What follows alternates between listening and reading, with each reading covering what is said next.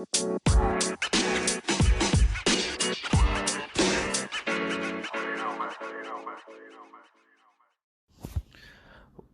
to this podcast of Center of Leafs Nation. This is Pat LaRusso. I'll soon be joined by my co-host Lucas Ugenti and Anthony Sino.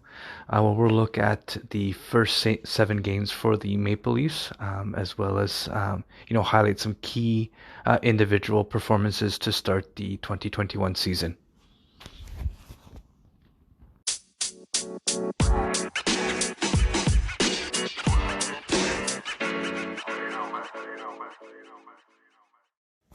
Today's Center Leafs Nation podcast was brought to you by Manscaped. Head to manscaped.com and use the promo code CL Nation and to receive 20% off plus free delivery on all their products.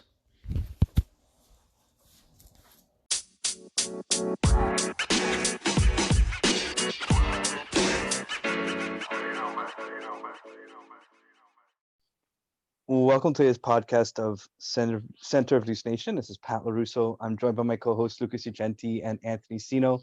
Welcome back, gentlemen. The original 3 are back together. How have you guys been? I've been all right, man. It's truly same old. There's really not much to do in this time now, but I'm excited to get back talking hockey, talking Maple Leafs hockey specifically with you 3, especially Anthony. I like I said, I don't think we've been on here for a while now, so it'll be cool to get back into it. And Anthony, how about yourself? Sorry. No, it's been good. Just exactly what Luke said. I'm just really excited to get back talking hockey with you guys. It's been a while since I've chatted with Luke for sure, but the Leafs are buzzing, guys. Can't really complain right now. Yeah, it's been a great start. What has frustrated me is, and it's purely context. I think if some of the underlying numbers weren't what they are, I looked at Montreal's goals against, and it's over 3. Can you imagine if that were Toronto, how it would be spun? Or some of the other underlying numbers from some of the Leafs rivals that are behind them in the standings. I heard one commentator, I forget who it was, that said that the Leafs had an easy schedule. And it's just Montreal's played Ottawa how many times? You know what I mean? Now even Vancouver's had Ottawa. You mean Vancouver? Well, then Montreal's had Vancouver on a couple of occasions. You know what I mean? Toronto's had, when everyone had released their preseason predictions, we've had Winnipeg, we beat them. People had Calgary as number 2 or number 3. We took 2 in Calgary. I don't know who else Toronto needs to beat to get the local respect from some of the media types here. Truthfully, I don't think it comes down to who they have to beat. I think it comes down to just where they finish and where they're going to finish up in the division and playoff time. Realistically, the media is not going to go away anytime soon. We know that. We've been fans for a long time. To me personally, they can make a million right moves. The one wrong move is going to be overshown and broadcasted to the masses.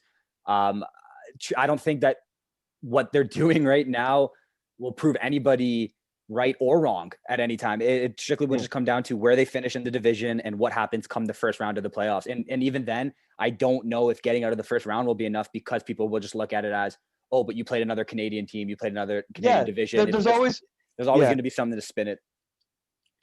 Yeah, you're right, guys. Look, I'm trying to keep everything in mind and in a grain of salt with the fact that it's only 7 games.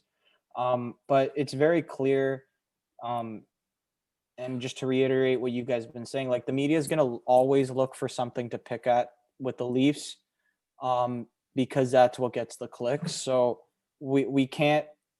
I'm trying not to get involved with what the Toronto media is saying as much this year, just because I'm frankly just going to let the team's play speak for itself. Now, last year, the criticism was very justified. However, this year, I don't think people just want to, I don't know if the term is familiar with our listeners, but they want to dun chain a team or a take. They want to say, oh, the Leafs aren't generating enough high danger scoring chances. the Leafs are still a soft team. All these things, people just want to make conclusions after 7 games, and I'm not going to be the one to do that. I'm just going to try and take it on a week by week basis, game by game. I'm more interested, in fact, and we can get into it at a later point in this podcast, because I definitely want to talk about it, is the other Canadian markets media's take on the Leafs. That to me has been really, really polarizing, specifically recently in Calgary. The underlying numbers aren't as favorable with the Leafs in terms of the generating the chances, so that I am worried about a little bit. But overall, you're 6. What are they? 5-2, 6-2? No, 6-2 now. Yeah, they've played 8 games. 6-2. So, man, you play at that pace, you got yourself a division title. So. No, most definitely. And that kind of leads into like my blog that a blog that we released earlier this week, or maybe latter part of last week, where, I looked at the overall performance of the team. These aren't the same Maple Leafs. I think they're 4-0 or something in 1-goal games. Yep. Against Calgary, where they coughed up the lead. That would be a game that the Leafs of old would have lost. They would have completely buckled. They lost. Even the bounce back game, against Edmonton, where the call against them was kind of cheap on Muzzin. They lose the game. That those types of losses would get into these players' heads, and then it'd be like, like the next day would be, okay, here's another big L on the scoreboard. But they bounce back. They're resilient. They find ways to win when no one gives them credit for it.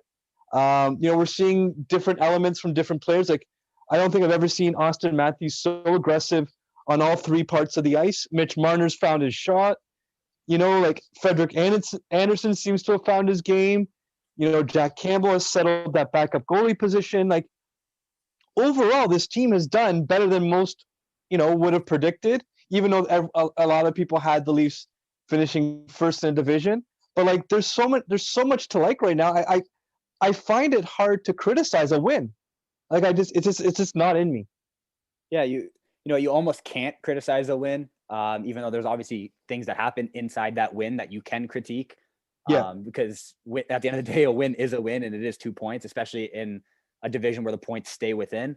But going back to your point on resiliency, I do think that it has changed between last year and years prior.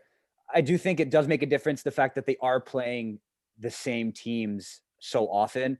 And what I mean by that is, you mentioned a bad loss, a loss that they might have or should have won that they didn't, bad officiating, whatever it may be. The next night, they might have to go up and play Tampa Bay. Whereas here, the next night, they might go and see Ottawa. And maybe that's a bad example, because Ottawa always plays like it's game 7 of the Cup final against them. But my point is, the next night after a bad night, you might not be seeing a powerhouse like, the Penguins, the Capitals, or Tampa, or whoever it may be. You don't see that team who is guaranteed better than you, or at least on par with you, because they are supposed to be the best team in the North Division. So I think that does help, but I'm definitely not going to, give all the credit to that, because this team is clearly different than years prior, especially last year. They do have a little bit of resiliency, and they do have a little bit more fight. And as Anthony said earlier, it's only 7 games. So, I'm not going to take too much or read too much into it. But I think 7 games is more than enough to get a vibe, at least for the first little bit of the season. Sorry. And like Pat said, they don't give up. They are always in the game. And yeah, it helps that Campbell has been great when he stepped in there, and Freddie has clearly turned it around since the first game or 2. I think he was a little rough.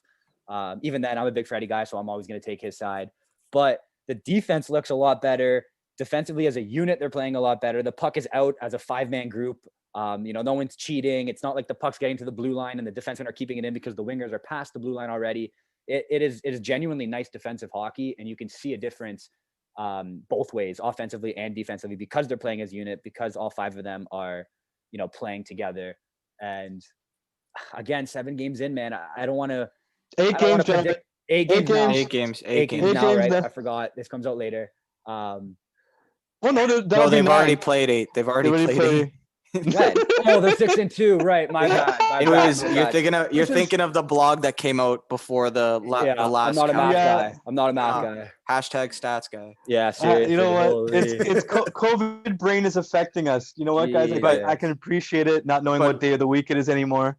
Luke, I just want to jump in on something you said there. I don't even. I get your point about them not having to go into Tampa. Maybe like what was the typical back to back, right? The typical back to back in a normal year is Arizona, Colorado, for example. This is a random example, right? You Yep. go into Arizona, you either get 2 points, you get 1, or you get 0. That game against Colorado, if you get 1 or 0, becomes a hell of a lot more important. Yep. And in previous years, you're throwing out Michael Hutchinson or something on that back-to-back, or another backup goalie who shall remain nameless, Garrett Sparks. But basically, what I'm saying is that you have those games where you're just you're docking 2 points off the Yeah. standings, right? How a coach looks at his schedule is like, all right, here we're punting, like basic punting 2 points. If we get them, they're free money. If not, don't worry, right? But what happens now is with these back-to-backs of playing the same team, sometimes 3 games in a row, you're like, okay, you lose one, you know what this team's about, and it's fresh in your mind, and you get right back at it. You get them the very next game. How it happened in Edmonton, how it happened against Edmonton, right? Yep. The refs kind of blow the whistle too often for the Leafs there. Get some crappy calls. We get them in 48 hours, and we go out and we play a stifling defensive game without Austin Matthews, and we get the win, right? So it's those types of things that are different about this season that we also have to take into consideration. However, there are tons of things, guys, and I know I just said like I'm not going to read too much into these first 8, but I will take certain moments from these first 8 games and say, all right, well, that's different. Like how Pat's blog went. That's different. That's something I like to see. That's something that down the line, we're going to look back and say, there's a moment, there's another moment. Yeah. This team's changed, right? So it's not so much as like I'm thinking like, okay, let's start thinking about a conference final or a Stanley Cup appearance. It's more like, okay, they haven't done anything to show me that, okay, maybe we're not good enough to again this year, which would be more disappointing, right?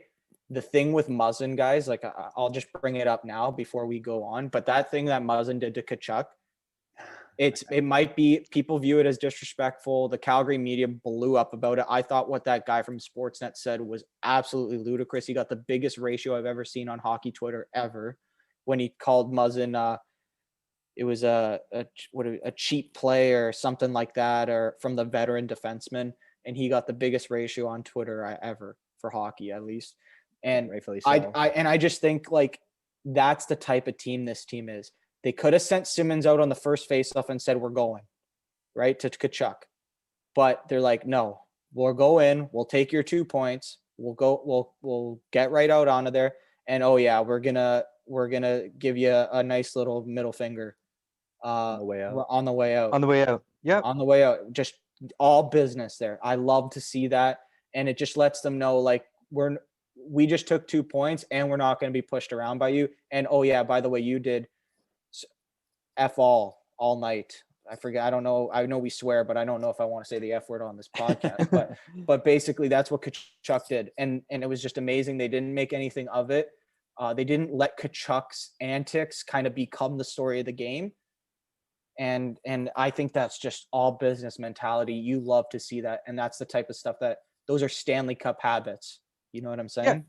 Yeah. It's the behaviorals and like I kind of, alluded to it in my blog is I'm looking for the individual wins, like the battles that they would have lost. And it's not even just like on the scoreboard or in the corners, but it's a lot of the psychological stuff. Like this team, in games where it was a stifling defense, would just tap out. Well, they're fighting now. You know, like it's just a different dynamic. And you know, maybe the injection of Zach Bogosian and Joe Thornton in the room and Wayne Simmons, like these guys have, you know, are you could tell almost right off the bat, this team is different. You know, and the only way you can really qualify it is obviously in the scoreboard and, you know, with each new win. But I don't go into any game now thinking this team can't win. Absolutely. Which was different because, ironically enough, you go back to the first season that I'm gonna put this in quotations, like the big three when Matthews, Marner, and Nylander were together. You didn't know what to expect, so every time they won, you were obviously happy. Yeah. When they lost, you were like, all right, I understand. The year after, you kind of expected a couple more wins here and there, whatever. Year after, they lose a game, you're frustrated. You know, why'd they lose? How is this possible? How did this happen? Yada, yada, yada. The sky is falling. Basically. The sky is falling.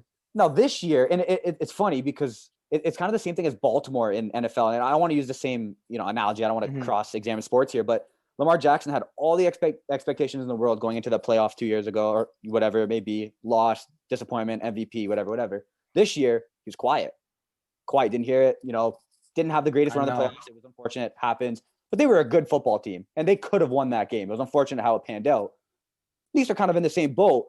I'm not going to say they were as quiet as Lamar Jackson, but you know, you didn't expect them to go out there and win a Stanley Cup or win the division. It was more or less like they have the talent. Can they do it? I think so. Can they do it? Who actually knows? Because they have a history of blowing it, of choking, however it may be.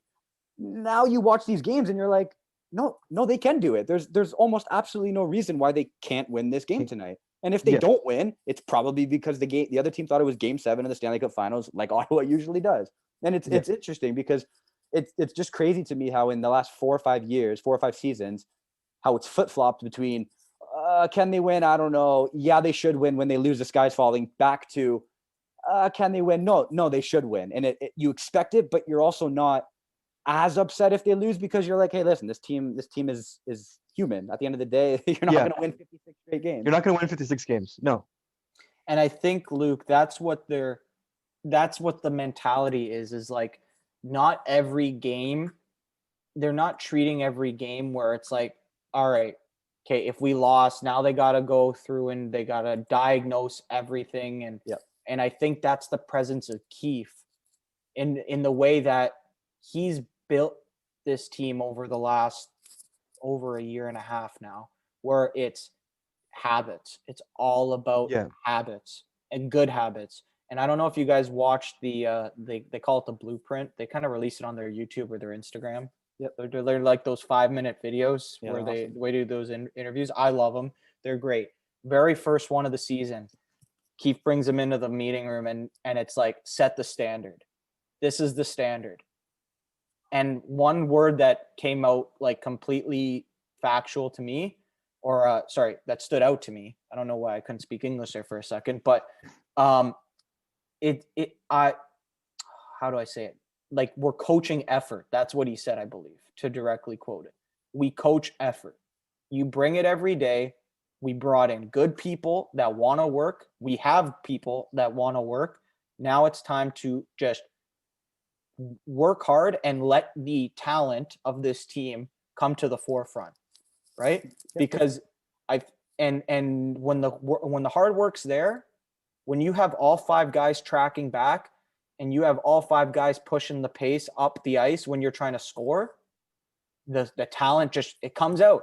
That perfect example is that game against Calgary the last game, where it's like dominant first period. Like, I'm like, holy crap, they haven't given Calgary a sniff at the net, a sniff. Like, and literally Calgary's 0 shots. Zero shots. Exactly. Calgary's a good freaking team, man. And I'm like, wow, this is incredible. Second period, I'm sure what Keefe said in that room, like, that the first period is not going to be the same as the second. They're going to come out. That's what they did. Calgary comes out and the shot total's increasingly high, but in Calgary's favor. But I don't really feel like the Leafs were giving that many dangerous chances in the second. They just kept it all to the outside. You're like, and it's that presence of, we're okay here. We're losing the shot clock 18-5 this period, but we're good. You never feel like they're out of the game right now.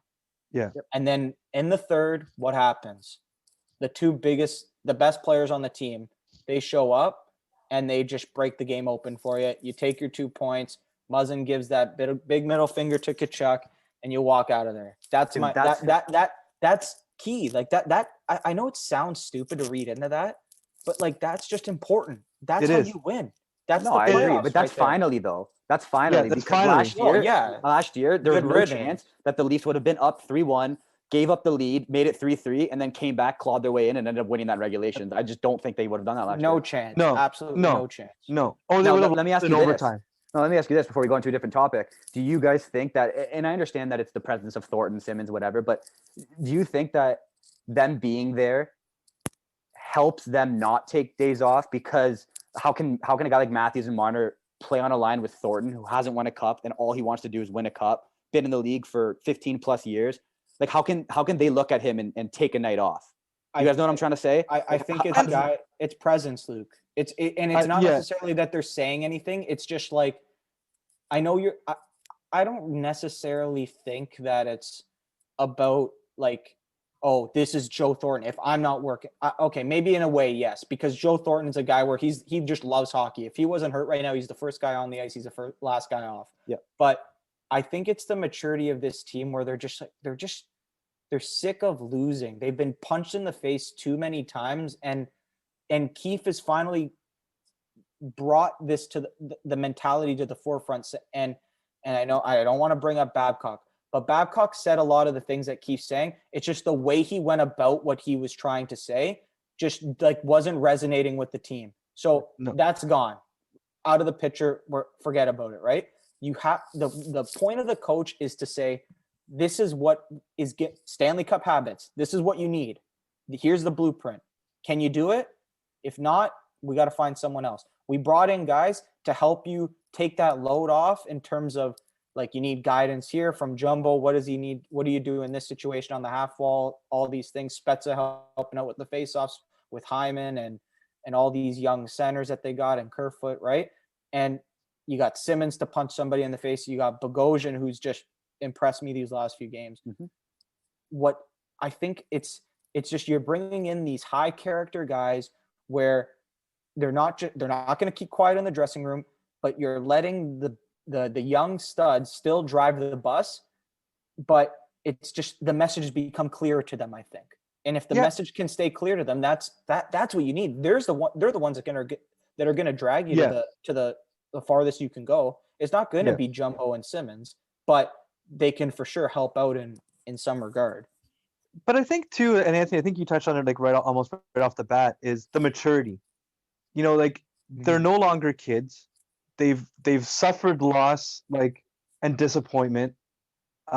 We started to see this new element in Austin back in the Columbus series, and it's continued to flourish. You can see the anger in his face. You know, like it's that maturity, it's that anger, it's that emotion. It's now they're engaged. And you know, if there's one person who's had a great start to the year, and I know we've been hard on this one player, so I do want to, you know, as much as the team has done really well, I do want to, you know, praise some individual performances. So I do want to lead off with Mitch Marner. I know I've been really critical of him. I've always asked him, you know, my biggest critique about him was, you know, he was always pass first. I would like to have seen, you know, him shoot more. I think that it would open up the ice for his line. And here we are. He's got what, 6 goals on the year or 7 goals on the year? Like, I think he's got 5. 5. Is it 5? Yeah, he's got 5. I think he's still leading the league in points, but I think he's got 5 or tied. He's got 12 points, 5 goals. Yeah, right? Like 24 minutes a night. Shot more. And then what's that going to do now for Austin Matthews now as we progress in the season? People are going to respect Mitch's shot. Yeah. That means Austin is free. I don't mind Marner shooting more at all. Like at all. I would like him to pick his spots a little bit more, like on the power play. And this was early in the year. This is when, to me personally, it was more or less like he made a promise to himself that he was going to shoot more. So he attempted to shoot a little bit more. And the first couple games, there was times where like, you're just like, you know, Mitch, maybe make that pass, bud. But again, you have to respect it because he made a promise to himself. I'm sure he made a promise to a lot of people that he was going to shoot the puck more. And, you know, he said he made the changes. What did he say? You got a lighter stick flex or? No, tighter. It's a heavier stick. It went stiffer, Luke. He went He from went a stiffer. 75 Okay, there you to go. Yeah, add a little bit more 75 torque. to an 85. There you 75 go. to an 85. Try to get more torque on the stick. You got to respect it. So, the guy's going to try and come out and fire as many as he can at the net. And realistically, judging by his last shot, that snapshot or half slap shot he took there, well, I've never seen that before. I mean, I don't know if he was doing that in London, but I haven't seen that at the NHL level before. That was unbelievable. That was high too. That was top of the circle, Yeah. no? Like Yeah, that yeah. was beautiful. I think when it comes to Mitch, guys, it's like he's just such a smart player that you when you have the elite level talent that Mitch does, and if you had to pick out one part of his game that's not elite, it's definitely his shot. But he's so smart that when you can have that situational analysis of when this puck's got to come off your stick and go to the net, you can be just as lethal. Like Yeah. it's not the same level, but everyone knows that when you're playing hockey, it's more about how fast you get your shot off and where's it going, right? If you're like there's obviously there's Ovi and there's Line and there's Stamkos who just got like an absolute bullet where it's going to go through the goalie, right? But when you're smart enough where you're getting it off quick, you're not giving the goalie time to set, that's when your shooting percentage goes up, right? And Mitch, he wants to shoot more, and okay, that's fine. Shoot more, but only shoot more in the situations where in the exact same scenario, if you take that scenario and flip it over to the next game, when you're in that same scenario, they respect your shot, and then you pass. Don't be taking. I don't want to see Mitch walking in on a 1-on-2 and thinking that he can rip it through the goal, the screen, and go top shelf like Matthews. Like Ovi or Yeah, he's not gonna rip it as soon as he walks over the blue line. What he can do though is become more of a shooting threat on the power play, so that he can open up that cross crease pass that we haven't seen in a freaking while until last game, when he zips it across to Matthews, and there's no goalie in the world that's stopping that shot. No. He rips it right under the bar. So it's another layer of the game that you just add another layer, the maturity, realizing what you got to do to again, I'm referencing the blueprint, what Sheldon said. Take care of what you got to take care of, but not just that. Think of the guy beside you who think about what he has to get done, and let's help him too, right? So it's the same thing, right? Austin needs to score his goals. It's Mitch's job to help Austin get there, but it's the other way around too with Austin. Austin, your job's not just to be a trigger man on the line. You gotta work together with Mitch, right? And that even also includes Hyman. Like we know, like that line can be one of the most dominant lines in hockey, guys. It's a matter of fact. I really do think that they could go up against the Bergeron line in a non-COVID world stuff like that, right? So I'm really happy for Mitch. We've given him a lot of shit. It's finally time. And you know what? Justfully so. like let's be real. That's justfully so, right, Pat? No, and the way I look at it is I was hard on him because I felt like there was always more. Like he sees the game like no other. And I wanted to see that differentiator. Because up to a couple years ago, he and Nylander had similar output. So like he got this big contract, and I was asking him to live up to it, and he had a pretty disappointing playoffs, and I'm sure that must have stung. So he's come out and he's flying, and you know what? I've always said is we'll be critical when there needs to be a critique, but I'll be the first to shower praise when it's deserved, and Mitch is definitely for the first 8 games of the season is my all-star, my number one. I don't like. I think he's stepped up in key moments. He's found this additional tool in his arsenal, and I just think it bodes well for the Leafs. And it takes off some of the pressure off the Tavares and Nylander line that seems to have struggled a little bit lately. But like if we can ever get the top 2 lines going, and the way the team's been playing defense, there could be nothing stopping this team. And I know that as I say that, I know you guys, both of you, have discussed, wanting to give a quick shout out to the Leafs defense. So, Anthony, I'll kind of let you lead this next little foray. Yeah. So right away, like let's just give a big props to Justin Hall, guys. I think he's been absolutely incredible for this team so far. I'm just so excited to watch him play now. Keeping in mind though that Jake Muzzin's a pretty freaking good partner. It's so important, guys, to just keep an eye on his habits, right? And I keep saying the word, but it's important. He's jumping up in the play. He's being physical, tight gaps, breaking up the cycle. What more do you want from your fourth best defenseman on the team? And with the praise of Justin Hall, the criticism of Travis Dermott comes to mind. I don't want to be like super negative on the guy because I don't think he's gotten as much opportunity as I thought he was going to, especially saying that Dubas they said like after they signed TJ Brody, I believe they said that Dermott was going to play the right side. I don't think he has since the season started. I believe like the third, like, and Bogosian's playing really good, right? So Yeah. Like to me, I just there's so much more to be given by Travis Dermott, and when he first joined the league, he was an elite third pair guy, was playing like huge minutes, and being really successful at him as a third pair guy, but he's kind of fallen out of favor right now with Keefe, and I don't really know what the plan is for him, but a lot of people said, "Oh, drop Hall to the third line and waive Bogosian and put Dermott to the top second pair with Muzzin."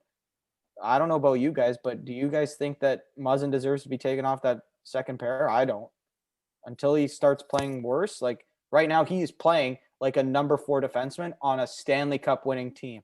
Because last year he was a number 4 defenseman on the 15th best team in the league. You know what I mean? So he's taken a step, that's for sure. Yeah. And Lucas? Yeah. This is where it gets kind of weird for me. And it's not that I don't want to give too much praise to this defense, because obviously you got to give credit when credit's due, and they have been playing really well. Justin Hall's been playing great. But I'm going to take it with a bit of grain of salt. And I'm only going to say that because it's just been so early. And it's different when you're talking about the offense because the talent is there. You're expecting them to be good. You're expecting them to score goals. So when they do score goals, you're like, yeah, I expected this. And when they're not scoring goals, you're like, okay, why aren't they scoring goals? But with this defense, it's different. They're playing well. And it's kind of like why? Like, why? How is this? How is this a thing? Why is this a thing? And it's not that I'm, pessimistic where it's like, no, I expect them to be bad at all times. But history has shown that they're not very good.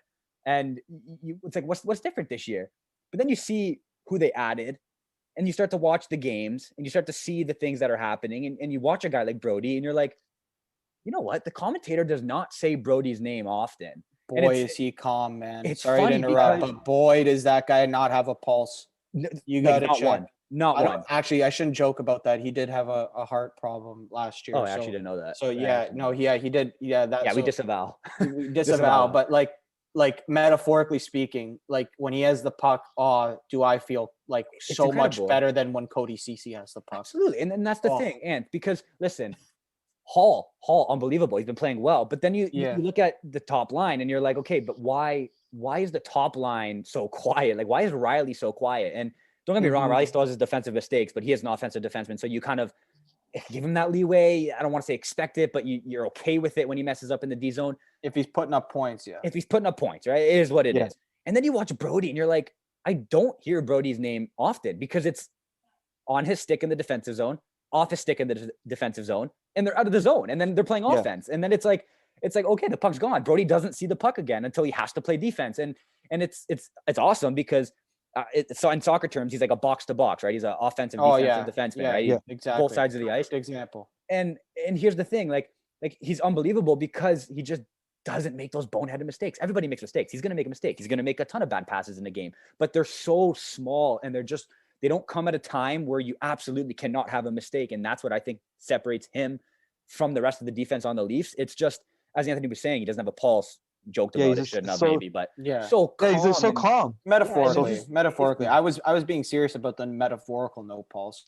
And it's incredible because like they haven't had a defenseman where you can sit there and just not worry about him. And truthfully, like, I'm just not worried about Brody. I'm not saying he's up for the Norris by any means. All I'm saying is through 8 games, get it right, Huge. Through 8 games, he has Stat just guy. been more than fine. He's been more than Yeah. fine. He's been better than Yeah. okay. He's in, dare I say it, he's been good. And I'm knocking on every piece of wood in my house. He's been good. And that is saying something for Maple Leafs defensemen. And I think too, like for me, and I know like the signing was big because it meant that the Leafs defense added some additional grip. But Bogosian, you put him with Lettinen, you put him with Dermott. You know, he seems to calm that bottom two pairing. He doesn't do too much. Actually, no, there was the one game where I He thought, jumps in. He jumps Yeah, in. He'll jump in. He Yeah. got some offense to him. yeah, he's got some offense to him, and he's got some wheels. I know what bothered me. I forget which game it was, but the behind the back passes were killing me, and it upset me. But I think that he's also brought an anchor to that defense that the Leafs haven't seen since maybe they had Pollock. You But know, he's like better than he's Pollock. better He than can- Pollock, he but he can skate better and he can handle the Yeah. puck better. That but for he's that anchor. He's that guy that he's just quiet. Yeah, I see You the know what I comparison. mean? Yeah, Like yeah, absolutely. like it's just this defense just looks quieter. You know, we're not noticing, you know, them panic in the defensive zone. And mind you too, and I wrote about this in my blog, is I felt that the forwards are helping because the gaps are a lot smaller. Like the offensive line, like the three forwards aren't already going on the rush. You know, they're back. They're helping, you know, They're not move the blowing the puck zone. forward. They're not blowing. They're not blowing the zone. It's defending as a 5-man unit. Yeah. That's Yeah. exactly what it is. That is Yeah. the simplest terms of it. Yeah, and And I that think makes the that's- defense look better It too. does. It does. It makes the defense look better, and then it kind of trickles to our next topic, and then we'll probably wrap up this podcast. But the Leafs goaltending after the first two games has really settled in between Freddie Anderson's performance, Jack Campbell stealing a few games before he got injured. Like everything's looking better, and I do think it really does start with the whole defensive mindset. 'Cause I think the Leafs will always get their goals. But I think this pivot to playing team defense is easing things for the goalies, and now the goalies are now producing, and they just seem to be playing as a complete unit that I haven't seen since maybe the first year that the three kids came up, where it feels like they enjoy playing together. Yeah, I think so. And here's the thing. You know, I might not be the best guy to ask when it comes to goalies because, you know, I'm a soccer keeper, so I always give them a ton of credit, even sometimes when they don't deserve it. You're part of the Anthony- club. You're part of the club. So Anthony mentioned we'll it give earlier. Garrett give it- Sparks. Yeah. You know, I've died on that hill. I'll admit it. I died on that hill. And it truly is because I do see it from a different angle, I guess. I do see how hard it is to make a save. And I know soccer and hockey are two different things, but I'm talking about just the aspect of being a goalie.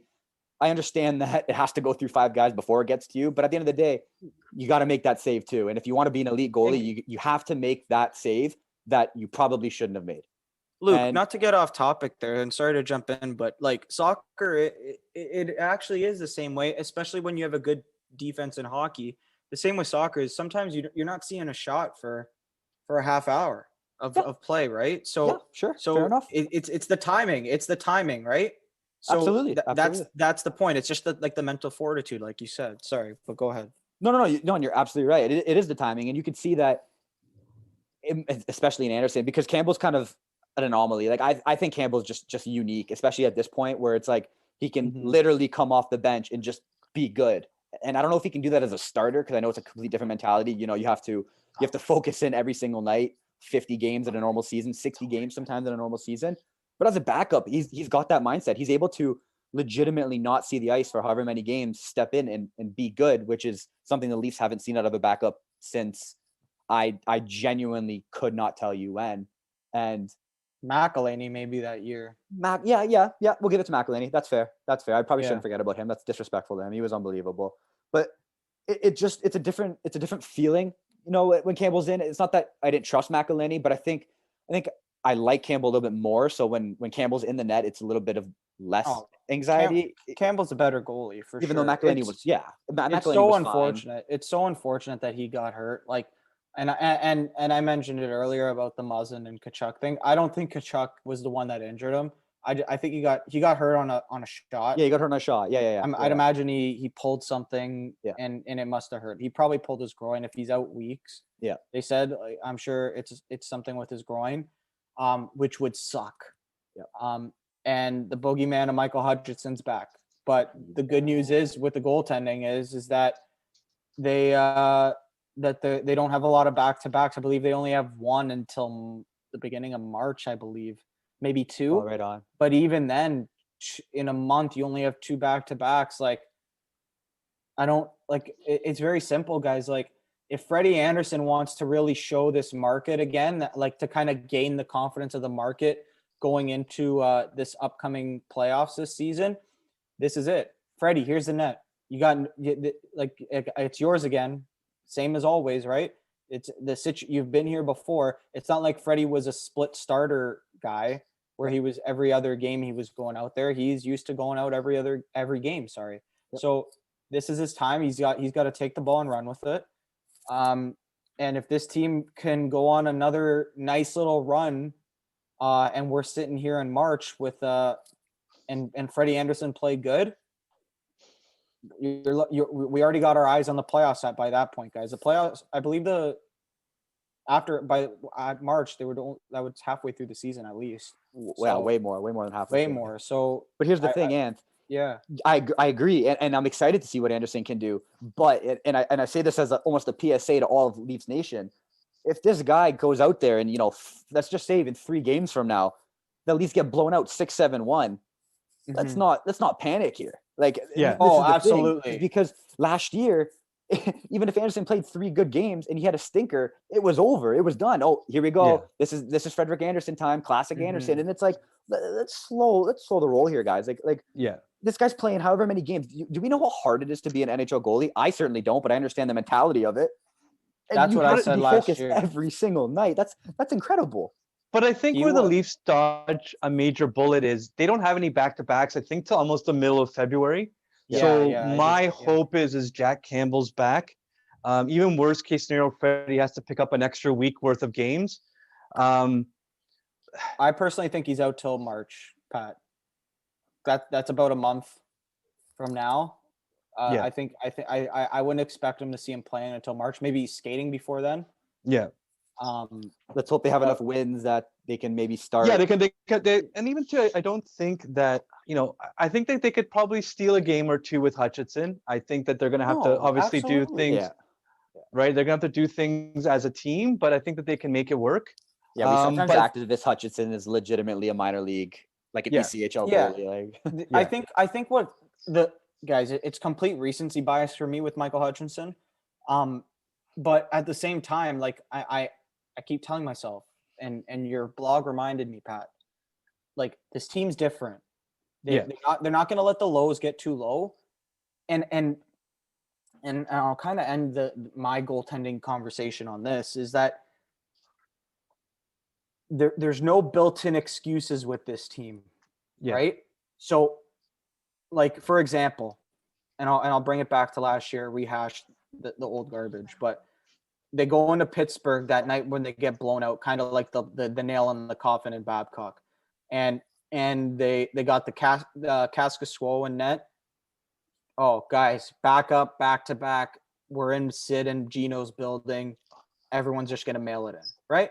So they mail it in, and the score shows that, right? Again, multiple times in Ottawa, Michael Hutchinson's in net, and they're just like, oh, we got no confidence in this guy, whatever. It doesn't matter how we play. We're gonna just mail it in again. And Hutchinson looks like the worst goalie in the world.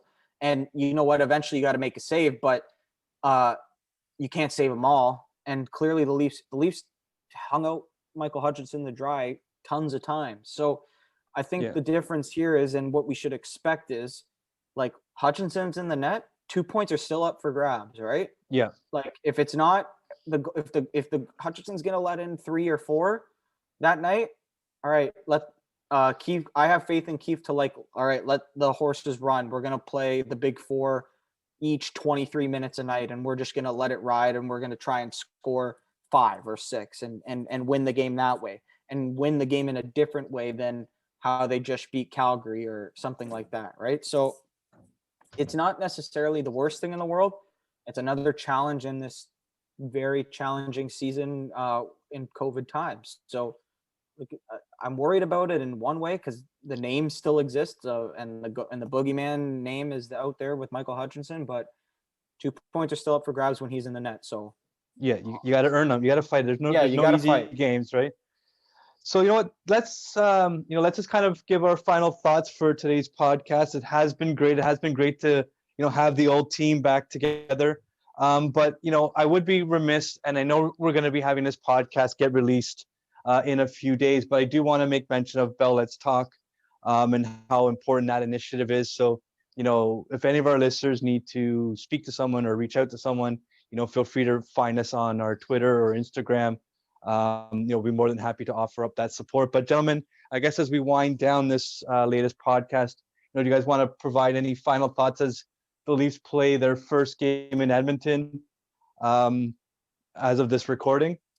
What your predictions might be or what your thoughts might be as we head into this game? As of this recording, the Leafs have not played Edmonton yet. They play tonight at 10 o'clock. I don't want to be too overly optimistic, but I think the Leafs can do it again. I think they can give keep us the a streak score. going. Give us a score. Yeah, give us a score. We did it last time when we recorded on a game night. So give us a score. You know what? I think it's gonna be one of those games where Anderson's not gonna make as many saves as we'd like. I'm gonna say it's gonna be high scoring. I'm gonna say 6-4 Leafs with an empty net. To the over Wow, to the overs club. Cheers, you. To the It's gonna overs be high club. scoring tonight. So I think the line set at 6.5. Yeah. They always set the line. Always at Leafs, 6.5. always 6.5. Yeah, so I'll say 5-3 Leafs. Empty net? No empty net. Matthews, Tavares. Actually, yeah. Matthews, Tavares goals. And who else do I like to score? I like Riley to score tonight, and we're gonna get a puck line. Jesus, you're right, huge. that. We're gonna get an empty netter. So McKay I'll go of empty 5-3. Yeah, You're gonna go 5. Yeah, Soup needs an empty netter. You're right. He needs an Yeah, empty Soup, netter. he deserves. Yeah, that's one guy that's been playing really well that hasn't been rewarded just yet. So I'd like to see him get his first on the season. I'm gonna go a little bit more conservative. Just to go on the theme that the Leafs are different, and we're gonna see maybe a little bit more of a tight checking game. I'm gonna go 4-3 Toronto. I